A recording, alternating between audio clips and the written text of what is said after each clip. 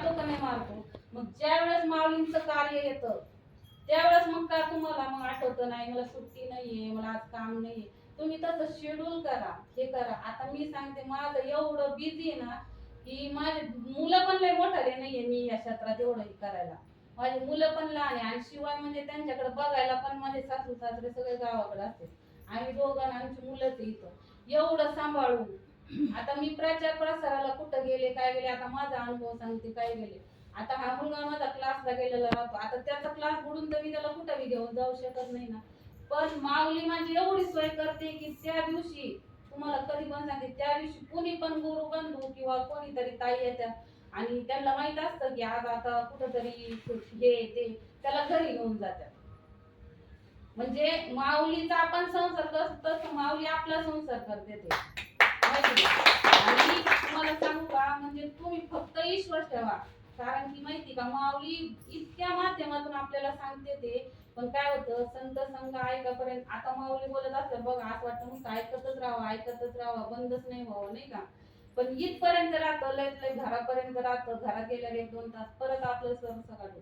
त्याच्यामुळं हे एवढं केलेलं आहे. तालुका अध्यक्ष, जिल्हा अध्यक्ष, सेवा केंद्र अध्यक्ष, सेवा केंद्र का ते तुम्हाला सतत म्हणजे जाणीव करून द्यायची तुमची की तुम्ही याच्यात आले ते बाबा तुम्ही वसा घेतलाय तो पूर्णपणे फळाला न्यायचा ना. मध्येच आधी टाकून कसं जमणार आहे आपण.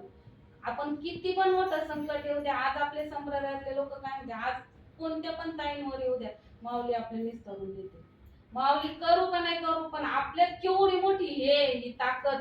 आज आपण म्हणत नाही ना की माझा शेजारी आहे का माझी बहीण आहे का माझे वडील आहे म्हणून निस्तरून नेते. म्हणतो का आपण कधी कोणाला. आपण काय म्हणतो येऊ द्या हो किती पण मोठं येऊ द्या संकट आज आपले माऊली आपल्या सोबत आहे म्हणतो का नाही म्हणतो. कोणी किती गरीब असो श्रीमंत असो कोणाला संकट नाहीये. मग तेच सेवा केंद्र महिला अध्यक्षाचं जबाबदारी म्हणून नाहीये. फक्त सेवा केंद्र अध्यक्षांनी ते जे काय वरून येईल ते सेवा केंद्रात टाकायचं आणि ते असं म्हणायचं नाही. तुम्ही स्वतःहून काम केले पाहिजे. मेसेज पडला आता मी सबस्क्राईबचं टाकलंय मी ताईंना फोन केला मग मेसेज काय सगळ्यांनी बघितला नसेल का करा ना तुम्ही. अहो मी लंच ब्रेक मध्ये 15 मिनिटं जेवण करून 15-20 जणांचं केलं. तुमचे असे कितीतरी 10-5 लोक तर आपल्या जवळचे असे असतेच ना की आपण त्यांचा मोबाईल हक्कान घेऊ शकतो त्यांना सांगू शकतो अरे बाबा तुझं काही बॅलन्स बुडणार नाही किंवा तुला याच्यातून काही वायफाय नाही काय घडण ते चांगलंच घडणार आहे. मग तुम्ही जर स्वतःहून मोबाईल घेऊन जर सबस्क्राईब काढले असते तर आज तुमच्या सेवा केंद्रातून 50चा आकडा आला असता. माझं सेवा केंद्रात एवढी उपस्थित पण नाहीये तरी माझ्या सेवा केंद्रातून 50चा आकडा आला का तर तो आपण करून घ्यायचा असतो. करणार कोण आहे आपणच आहे ना. मी आणखीन 4 ताईंना सांगितलं ताई तुमची आई बहीण कोण